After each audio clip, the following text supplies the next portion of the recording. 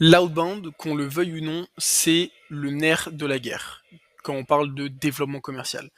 C'est le seul levier qui permet de construire un pipeline vraiment prévisible. Que votre équipe elle ait eu 1, 3 ou 10 sales, si l'outbound, l'outreach est bancal, la croissance l'est aussi. On ne peut pas rester focus seulement sur des leads entrants ou du SEO.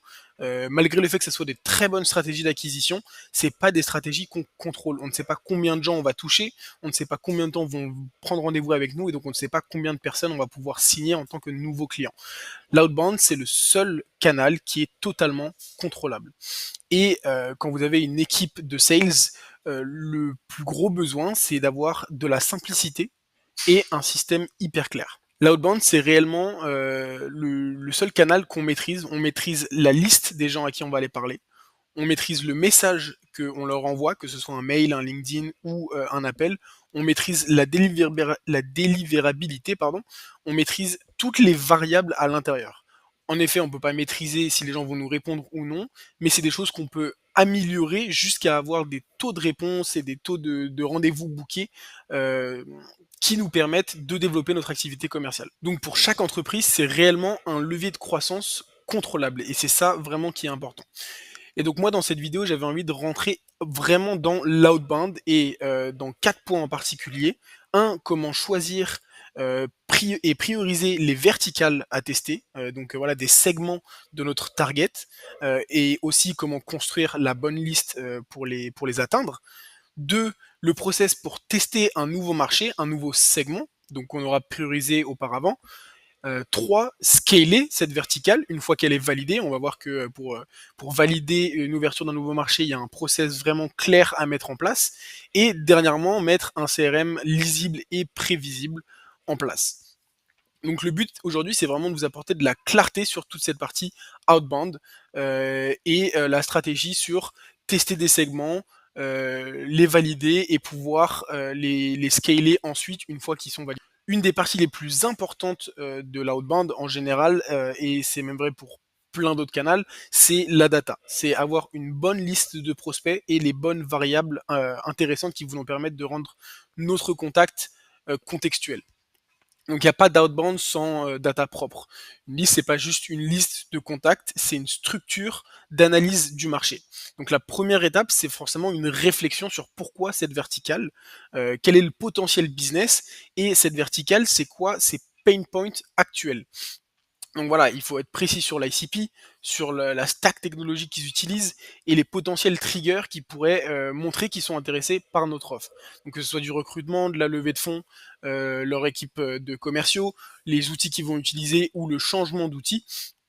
Et sur cette partie-là, il faut vraiment être obsédé par la qualité plutôt que le volume. Il y a des moyens de mettre aussi de la qualité dans le volume, mais souvent c'est une étape auquel les entreprises ne sont pas encore, et donc à ce moment-là, le but c'est vraiment la qualité. Donc voilà, l'entreprise, le rôle, l'industrie, la taille, toutes ces choses-là, et surtout rajouter les triggers. Les triggers, c'est vraiment important. Quels sont les signaux, je le mets là aussi, les signaux qui sont vraiment intéressants à voir. Essayez d'avoir 1 ou 2 contacts par entreprise. Ça, c'est vraiment une des choses les plus importantes. Donc, je parle de signaux, c'est pour rendre notre approche contextuelle. C'est comment savoir que cette personne potentiellement va être intéressée parce qu'elle a réellement le pain point sur lequel nous on va pouvoir l'accompagner. Ça, c'est en fait, ça se fait par du calcul, mais c'est pas un algorithme, c'est une priorisation intelligente de réels signaux. Et donc rapidement, je vais passer sur les signaux qui existent. On a des signaux froids, chauds et très chauds. Moi, j'aime bien les séparer comme ça. On a des signaux internes. Typiquement, ils ont visité notre site web. Ils engagent avec nous ou notre équipe sur LinkedIn. Typiquement, la vue de profil est plus intéressante que l'engagement sur le contenu. Ils ont sign up sur un lead magnet. C'est des signaux qui sont chauds. Les personnes sont en ce moment en train de chercher une solution, et c'est la preuve parce qu'ils sont en train de regarder votre site web ou de prendre vos outils ou vos cadeaux gratuits pour se développer. Il y a aussi des signaux publics. Donc leur croissance, ils ont fait combien de croissance l'année dernière, donc ça peut permettre de savoir s'ils ont du budget, s'ils font du recrutement sur certains postes, potentiellement que votre offre peut être intéressante pour eux. Typiquement, nous qui accompagnons les équipes commerciales, les entreprises qui recrutent des commerciaux, souvent ont un intérêt de développer et d'améliorer leur efficacité commerciale. Et donc nous, c'est un signal intéressant pour nous. Ou aussi des signaux partenaires, typiquement les gens qui mettent des mauvaises reviews chez un compétiteur, ils ont peut-être eu une mauvaise expérience et du coup vous allez peut-être pouvoir les aider à régler un problème que votre compétiteur n'arrivait pas à régler chez eux. Ou alors un ancien client qui change d'entreprise. Derrière cette donnée, il faut pouvoir la travailler et l'enrichir pour avoir des infos qui sont relevant. Et donc c'est tout ça, on va le travailler pour avoir toutes ces informations au propre. Donc le contact, je parle de l'email, du numéro de téléphone, du LinkedIn. Et en fonction des différents triggers, des différents signaux qu'on a pu trouver, on peut aller faire un classement avec les leads très chauds. Donc on peut en fait les scorer. Donc typiquement, est-ce que la personne rentre exactement dans l'ICP de 1 à 3? 3 c'est parfaitement votre ICP. Combien il y a d'intent qui ont été repérés de 1 à 3? 3 ça rentre parfaitement. Est-ce qu'il y a de l'urgence? Est-ce qu'ils ont un truc qui font qu'ils sont dans une dépendance? Typiquement, je sais que les entreprises, les organismes de formation, eux, ont un gros développement business en début d'année, et donc vers janvier, il y a une réelle urgence pour ces entreprises de développer leur outbound, et derrière, on va avoir un score sur chacun de nos leads, qui va nous dire un peu ce que nous, il faut qu'on fasse de ces leads. Typiquement, si le score est très haut, on peut même mettre de 7 à 9, on peut directement les appeler de façon warm, parce que c'est des personnes qui souvent nous connaissent déjà, ou alors nous ont vu sur LinkedIn, ont vu notre site web, qui ont plusieurs signaux d'intention qui ont été montrés, donc on peut directement les appeler et aller essayer de prendre un rendez-vous au téléphone. Si le score est un peu moins élevé, dans la moyenne, on peut envoyer une séquence courte multicanal personnalisée, c'est-à-dire avec plusieurs touchpoints, du call, du LinkedIn, du mailing. Par contre, s'ils ont un score bas, c'est que peut-être aujourd'hui, ils sont pas réellement en besoin de travailler avec nous. Ils ont pas réellement de problèmes que nous on va pouvoir régler, ou en tout cas pas de douleurs assez fortes qui vont nous permettre d'être intéressants pour eux. Et donc là, on va plus être sur du nurturing, peut-être les mettre dans une séquence de newsletter où on va pouvoir leur envoyer de la valeur, des études de cas, des petits outils qui pourraient les aider à se développer pour essayer de rester top of mind. J'en profite aussi pour dire que pour toutes ces choses-là, de créer une bonne liste de prospects avec une bonne stratégie de segmentation derrière, c'est des sujets sur lesquels nous on accompagne nos clients avec Sales Run, Transition Build Your Sales, tous les jours.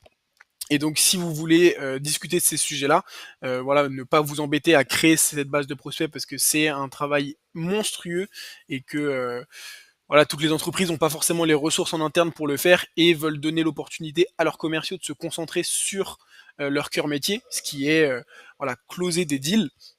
Avoir la bonne data et la bonne stratégie sur qui contacter, c'est vraiment un gain de temps énorme et c'est un sujet sur lequel on accompagne nos clients régulièrement. Donc n'hésitez pas à prendre rendez-vous directement dans le premier lien dans la description. Donc voilà, vous avez différents niveaux d'intent, vous allez avoir différentes classifications qui vous permettent de prioriser les personnes à aller contacter. Ça, c'est la première partie. Derrière, je vais vous parler d'un process pour tester une nouvelle verticale. Une verticale, ça se teste pas avec des emails génériques, ça se teste réellement avec une approche terrain, sur plusieurs canaux et avec de la recherche. Donc moi je me fais des runs sur 7 jours, voire 14 des fois. Et le but réellement de ces runs, c'est de comprendre est-ce que le marché répond, quels sont les angles qui fonctionnent et quel wording, donc quel message market fit résonne vraiment. Donc la première étape, évidemment, c'est de faire une recherche de marché et la construction d'une liste ultra quali. Et donc là, on va pas être dans du volume, on est vraiment dans une période de test. Donc je construis 250 contacts hyper ciblés avec les numéros de téléphone et 250 contacts avec le LinkedIn et le mail. Derrière, je vais me faire une première semaine à base de 50 appels par jour pendant une semaine pour vérifier déjà avec le call, qui est quand même un des canaux les plus rapides pour aller prendre de l'information parce que ça permet d'avoir des réelles discussions. Évidemment, c'est très compliqué d'avoir des bons call-callers, il y en a très peu. C'est assez compliqué et ça se voit pas forcément sur le CV, mais voilà, ça reste quand même une des meilleures façons d'aller rechercher du feedback terrain. Donc voilà, 50 appels par jour pendant une semaine. L'objectif, ça va être de repérer quelles sont les objections naturelles, quels sont les réels intérêts, comprendre réellement leurs problèmes en parlant directement à des gens concernés et aller comprendre aussi leur langage, voir quels sont les mots qu'ils utilisent le plus souvent, parce que ça va être très utile dans la deuxième étape, qui sera une campagne multicanal qu'on va lancer en deuxième temps. Donc 250 à 500 contacts, toujours ciblés, avec du mailing et du LinkedIn sur plusieurs jours, avec plusieurs touchpoints pour maximiser les chances que la personne réponde. Cette deuxième étape, elle est réellement faite pour valider l'intérêt du segment. Est-ce que voilà, avec notre séquence de call et nos séquences multicanales, on a eu les trois canaux d'outbound. Est-ce qu'on a eu des réponses sur tous ces canaux? Quelles sont les objections qu'on a le plus reçues? Combien de rendez-vous on a réussi à booker? Combien de clients on a réussi à signer? Et en fonction de ça, on va pouvoir oui ou non valider la verticale. Et ce qu'on analyse, du coup, c'est le taux d'ouverture, le taux de réponse, le taux d'intérêt, la qualité des réponses, les patterns d'objection et les signaux que le marché comprend ou pas ton offre et qu'elle a de l'intérêt pour elle. Si c'est validé, derrière, si tous ces signaux sont bons, donc les KPI peuvent changer en fonction des industries évidemment, mais vous saurez, vous, dans votre industrie, si ces campagnes ont marché, une fois que c'est validé, vous allez pouvoir rajouter plus de volume. Dans une période de test, on ne cherche pas du volume, mais après, dans l'outbound, il y a quand même une notion de volume obligatoire pour aller chercher du client. Donc, au lieu d'aller sur des listes de 250 à 500, on va aller chercher 3000 contacts sur le mois via des séquences de mails. On essaye, moi je fais une séquence de volume mailing, donc avec 3000 contacts, et après je me fais des séquences plus petit volume, donc où je vais chercher 500 personnes, mais la liste a 4 ou 5 call calls, 3 à 4 emails, 2 à 3 LinkedIn touchpoints. Comme je disais, on maximise les points de contact. Il faut toujours penser à ne jamais tomber dans le spam et s'assurer que au moins un message atteigne la bonne fenêtre mentale. Donc typiquement, voilà, ça peut ressembler à ça. C'est un extrait, c'est pas la campagne en entier, mais voilà, du call, du mailing, une action LinkedIn, encore du call, encore du mailing, encore du LinkedIn, du mailing, du call. Donc voilà, le but c'est vraiment d'avoir une réponse du marché et de maximiser nos chances. Et le système que nous on utilise pour faire ça, et je vous l'expliquerai un peu plus juste après, c'est très simple. Hein, on a trois outils. Pipedrive pour notre CRM, Aircall pour passer des appels et Lemlist pour tout ce qui va être campagne, mailing et LinkedIn. L'objectif, comme je disais, c'est de confirmer l'intérêt du segment dans cette première partie et d'ensuite envoyer du volume. Et ce qui est toujours important, et c'est exactement pour ça qu'on a fait un premier point sur les listes de prospects, c'est d'avoir la qualité de la data. Et donc typiquement, ça c'est un exemple d'une table clé que moi j'utilise, où c'est toutes les informations qu'on va aller chercher. Donc on va aller chercher les collègues, s'il y en a un ou plusieurs. On va aller faire des recherches sur le compte LinkedIn grâce à Perplexity. On va aller chercher les emails, évidemment. On va aller vérifier que l'email est valide. On va aller qualifier le prospect avec de l'IA. On va aller clean le nom de l'entreprise, LinkedIn URL, le job title, le site de l'entreprise et toutes ces informations-là, et bien plus encore, on peut aller beaucoup plus loin dans le sujet, et il y a aussi toute cette partie signaux faibles dont je vous parlais, intention d'achat, qu'on peut rajouter dans ces tables. Donc ça, c'est un exemple aussi qui est très intéressant. Donc voilà, avec simplement une table clé et ces trois outils, vous avez un système outbound qui est déjà complètement opérationnel. Hein. Il n'y a pas besoin de 50 outils, il n'y a pas besoin de 50 stratégies différentes, c'est les mêmes outils qui sont utilisés pour avoir la bonne donnée.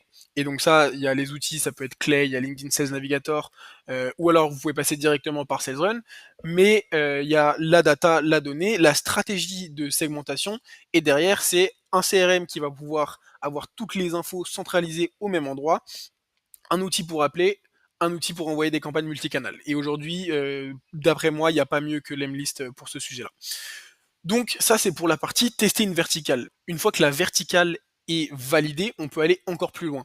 On peut voilà, lancer du volume, mais ce qu'on peut aussi faire, qui est très intéressant et qui est une campagne que je vois pas assez souvent, ça va être les campagnes lookalike sur deal win. C'est-à-dire que sur toutes les entreprises que vous allez avoir signées en testant cette verticale, quand vous l'avez validé, c'est que vous avez signé des nouveaux clients normalement, et bah le plus intelligent, c'est d'aller rechercher les entreprises le plus similaires à ces boîtes-là. Le scaling le plus propre et le plus rentable et le plus rapide surtout, ça va être c'est pas plus de volume, c'est de dupliquer les clients qui ont déjà gagné, donc les clients que vous avez déjà signés. Donc pour faire ça, c'est assez simple. Vous pouvez aller exporter les entreprises que vous avez signées dans Ocean.io, qui va vous sortir, qui va vous extraire des lookalike, des listes d'entreprises similaires, donc même taille, même logistique, même stack, euh, même mode opératoire, même industrie, toutes ces choses-là. Pareil, vous allez les remettre dans une table clé, l'enrichir, aller chercher la bonne data, qualifier quand même, parce que c'est toujours important de requalifier, et derrière, envoyer une campagne, Lemlist, multicanal, avec le case study, évidemment, vous allez essayer de trouver vous allez faire le use case, et vous allez l'ajouter, et donc vous allez pouvoir avoir une prospection qui est hyper contextuelle, parce que vous parlez d'une entreprise très très similaire à la leur, pour qui vous avez eu des résultats, et vous en avez la preuve ici et vous leur mettez juste devant les yeux, ce qui fait que c'est beaucoup plus intelligent. Et si le problème est réel aussi chez eux, il y a la preuve sociale d'avoir opéré avec un compétiteur ou une entreprise très très similaire à la leur et extrêmement forte pour les entreprises. Donc ça, c'est pour les lookalikes. Et dernièrement, partie 5, mais en fait c'est partie 4, le plus important, et j'en parle à chacune de ces... Enfin, une des choses les plus importantes, et j'en ai parlé à chacune des étapes, c'est d'avoir un CRM propre et intelligent. Donc, ce que je veux dire, c'est une vue pipeline hyper simple et des automatisations qui sont clés. Nous, aujourd'hui, voilà, on travaille avec des partenaires. On a Antoine Ladrière, qui est notre directeur de la BU Système, qui est l'Emlist Partner. Et on est aussi Pipeline Elite Partner, Pipedrive, pardon, Elite Partner. Et c'est les deux outils qu'on utilise pour créer un CRM et un système clair, simple et complet. Donc, en fait, à quoi ça ressemble? C'est une vue pipeline extrêmement simple, donc avec, voilà, ça typiquement c'est la nôtre, prise de rendez-vous, R1, R2, proposition, win, lost, à relancer, no show, nurturing. Et pour chacune de ces étapes du pipe, on a des campagnes lemlist qui sont prêtes à être déclenchées, qu'on peut déclencher en automatique ou manuellement si on préfère. Et en fait, voilà, dès qu'on va avoir quelqu'un qui passe de R1, disons, à R2, il va avoir une campagne qui s'envoie pour préparer le R2. Donc voilà, oui, nous avons bien pris rendez-vous tel jour. Voici un use case qui pourrait être intéressant pour vous. Si vous avez des questions, n'hésitez pas à les préparer en amont de notre rendez-vous. Et ça fait que, en fait, à chaque étape du pipeline, sans que nous on ait besoin de trop faire manuellement, tout est hyper clair et on a des campagnes adaptées pour chaque personne à chaque étape de leur journée en tant que bailleur potentiel chez nous. Donc typiquement un exemple concret, voilà, si on a une séquence no-show, typiquement dès qu'on va mettre un prospect dans le no-show, il y a une séquence claim list de relance qui se lance automatiquement. Oui, on sait que voilà, ça peut être, il peut y avoir des imprévus. On n'a pas eu le temps de savoir aujourd'hui. Est-ce que vous voulez rebooker un rendez-vous? Est-ce que vous voulez en rediscuter? D'ailleurs, je me suis dit que cette ressource-là pouvait être intéressante. Ça part en automatique. On n'a pas besoin d'aller courir après les prospects. On a un système qui, quand on met à jour l'étape du prospect, le système sait exactement quoi leur envoyer. Et aujourd'hui, avec voilà, avec des personnes dont ça fait plus de 5 ans qu'ils travaillent, ils ont accompagné des centaines de clients, comme Antoine, Lemlist Partner et Pipedrive Partner, c'est vraiment super intéressant. Le but c'est on fait une action, on automatise, une séquence qui part et le pipeline est updaté.